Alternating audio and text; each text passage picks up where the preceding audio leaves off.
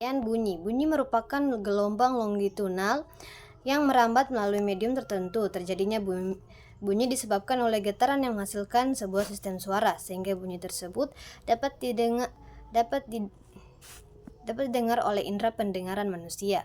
Menurut Kamus Besar Bahasa Indonesia, bunyi diartikan sebagai sesuatu yang terdengar atau yang dapat ditangkap oleh telinga. Bunyi adalah gelombang mekanik yang berarti ia memerlukan medium untuk merambat. Gelombang bunyi termasuk dalam kategori gelombang longitudinal, di mana arah rambatnya sejalan dengan arah getaran yang terjadi akibat perapatan dan peregangan dalam medium, baik itu gas cair maupun padat. Gelombang bunyi dihasilkan dari getaran yang merambat melalui medium. Berkat interaksi antara molekul-molekul yang membentuknya, gelombang bunyi pada dasarnya medium penghantar bunyi bisa bermacam-macam. Sifat dan bentuknya bisa berupa zat padat, cair, dan gas, tergantung dari sejauh mana sifat kebendaan tersebut bisa menghantarkan bunyi. Melalui udara, sifat-sifat bunyi bisa diukur melalui hukum fisika.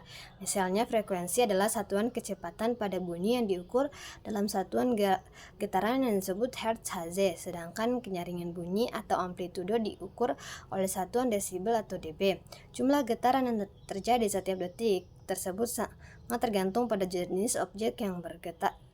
Christina 2002, misal pada rambatan suara yang terjadi pada jarak 2 titik puncak di Gunung Gelombang, suara akan merambat melalui udara tergantung dari kerasnya tekanan suara. Semakin panjang gelombang, semakin kuat pula bunyi tersebut. Dalam kehidupan sehari-hari, kita sebenarnya menangkap bunyi melalui udara dan partikel gas. Kecepatan bunyi yang dihasilkan sangat bergantung pada jarak dari sumber bunyi. Semakin dekat medium penghantar bunyi, semakin cepat bunyi tersebut dapat ditangkap dan diterima. Namun perlu diketahui bahwa kecepatan bunyi tidak bersifat tetap. Hal ini dipengaruhi oleh kerapatan suhu dan kelembapan udara di sekitarnya. Para peneliti mencatat bahwa gelombang bunyi merambat lebih cepat pada medium dengan suhu tinggi dibandingkan dengan suhu yang lebih rendah. Christina 2002. Selain itu, terdapat beberapa jenis gelombang suara yang telah diteliti oleh sejumlah penelitian terdiri dari 3 jenis gelombang. Antara lain adalah: yang pertama ada infrasonik. Pada dasarnya manusia memiliki batas pendengaran dalam menangkap gelombang bunyi, yaitu antara 20 Hz hingga 20 kHz. Sebagai contoh, frekuensi bunyi di bawah 20 Hz, 20 getaran per detik, dikenal sebagai gelombang infrasonik yang tidak dapat dideteksi oleh sistem pendengaran manusia.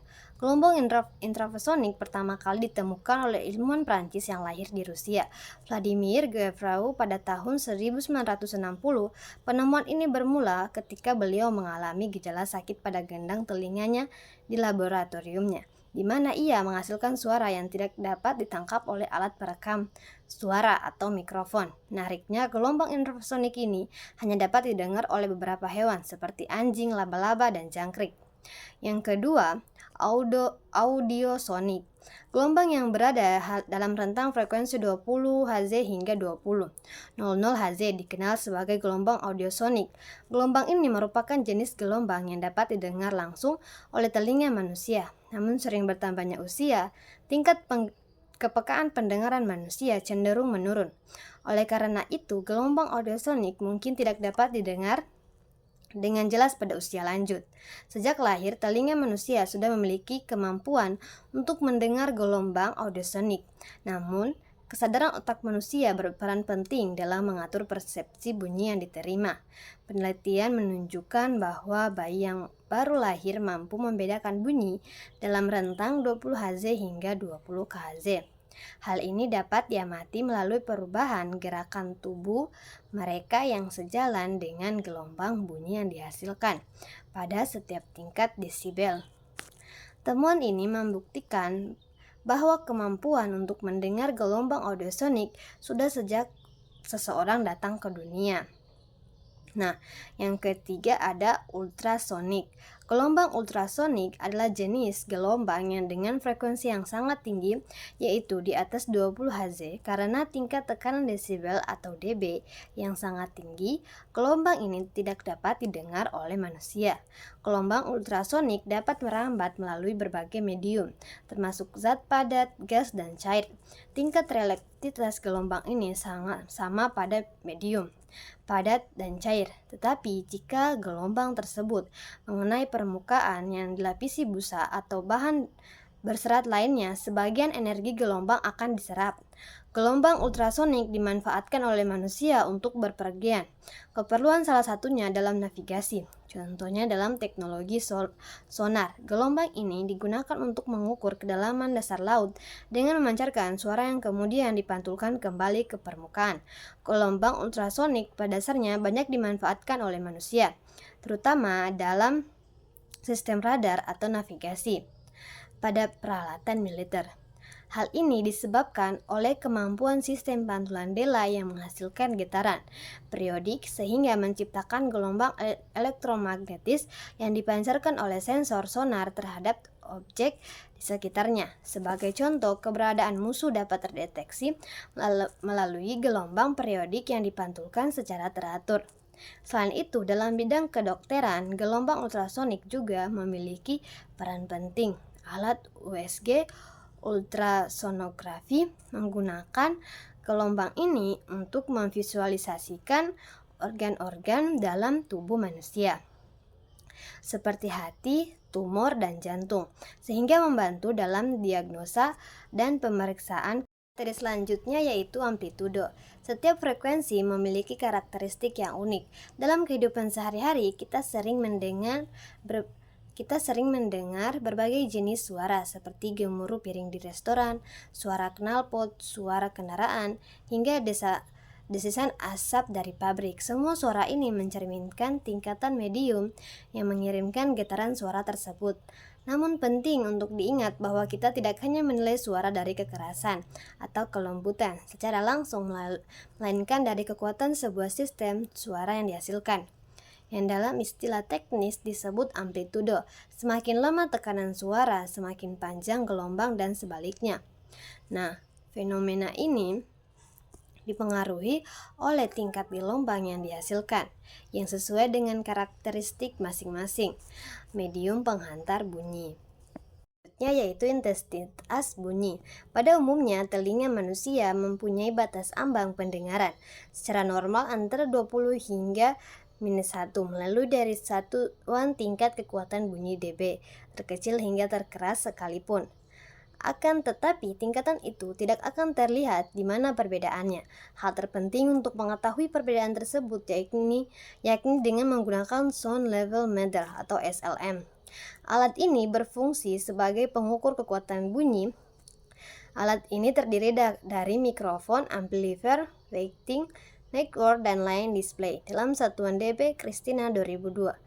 Pada layar atau display ini berupa jarum penunjuk indikator atau digital. Pada dasarnya, alat ini bekerja sangat sederhana, yang artinya tidak begitu sulit untuk dipergunakan dengan melihat pedoman yang telah disediakan oleh beberapa pabrikan pembuat SML tersebut untuk mengukur dan menganalisis nilai frekuensi rata-rata pada tingkat kekerasan suatu getaran. Terdapat beberapa jenis sound level meter yang tergolong canggih dalam hal kinerja, sehingga mampu mengolah data secara berkala. Sebagai contoh, jika kita ingin mendapatkan rata-rata dari getaran suara tertentu, seperti suara lingkungan, diperlukan analisis dengan pengukuran waktu berkala. Hal ini bisa dilakukan dengan menangkap data dari rentan waktu 1 menit, 10 menit hingga 8 jam, sesuai dengan kebutuhan untuk memperoleh nilai rata-rata dari suatu hipotesis. Menurut Mitchell-Hill Dictionary of Scientific and Technical Terms Parker 1904, noise didefinisikan sebagai suara yang tidak diinginkan. Dalam bahasa Indonesia, istilah ini setara dengan kebisingan atau derau. Penting untuk dicatat bahwa noise tidak selalu identik dengan suara yang bising atau keras. Tingkat kebisingan tersebut sangat bergantung pada konteks. Sebagai contoh, pasien yang menderita sakit jantung, ketenangan adalah hal yang sangat penting, terutama di ruang isolasi yang kedap suara. Dalam hal ini, bahkan suara lembut seperti tetesan air pun bisa dianggap sebagai noise yang mengganggu. Kehadiran noise selalu berkaitan dengan ketidaknyamanan yang dialami seorang akibat suara yang ditimbulkan. Dalam kehidupan sehari-hari, kita seringkali terpapar berbagai kegiatan yang menghasilkan noise. Di kota-kota besar, tingkat stres masyarakat cenderung lebih tinggi dibandingkan dengan mereka yang tinggal di pedesaan. Namun masih banyak orang yang tidak menyadari bahwa noise memiliki hubungan yang erat dengan kesehatan. Masalah psikologi seperti cepat lelah dan mudah marah dapat muncul akibat kurangnya istirahat yang memadai. Nielsen 1991.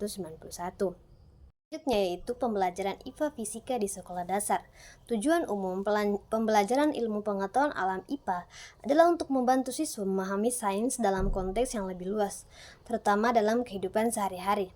Sedangkan tujuan khusus IPA dari pembelajaran IPA adalah untuk memfasilitasi pemahaman siswa terhadap konsep-konsep sains yang kompleks dan bermakna. Oleh karena itu, pembelajaran fisika yaitu pembelajaran IPA Fisika di sekolah dasar.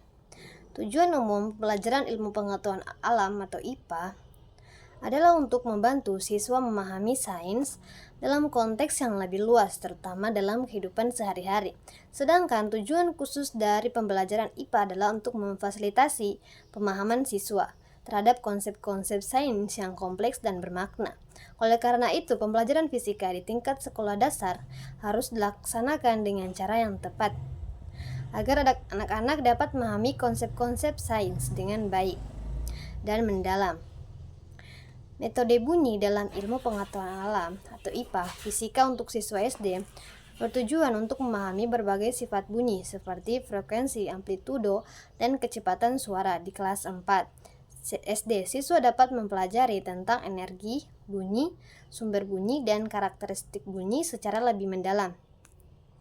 Salah satu topik menarik yang dapat diajarkan kepada anak-anak adalah mekanika kuantum yang mempelajari benda-benda yang sangat kecil, namun penting untuk menggunakan pendekatan yang sesuai dengan usia dan kemampuan mereka dalam mempelajari metode bunyi dalam IPA Fisika.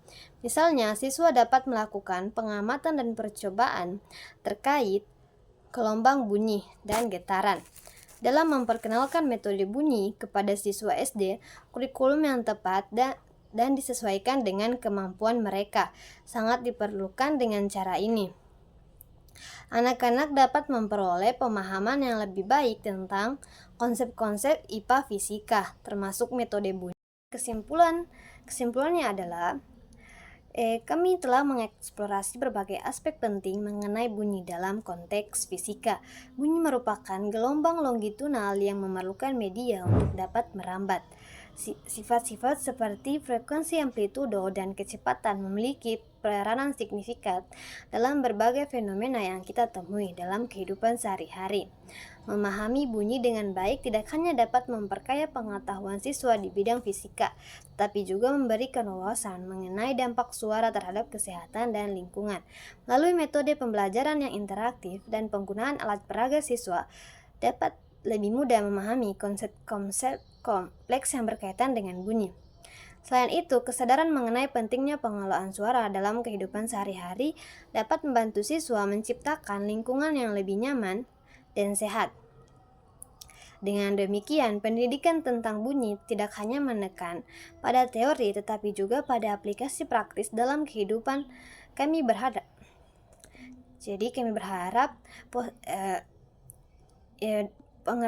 materi ini dapat berkontribusi positif dalam proses belajar mengajar serta meningkatkan minat siswa terhadap ilmu pengetahuan, khususnya fisika.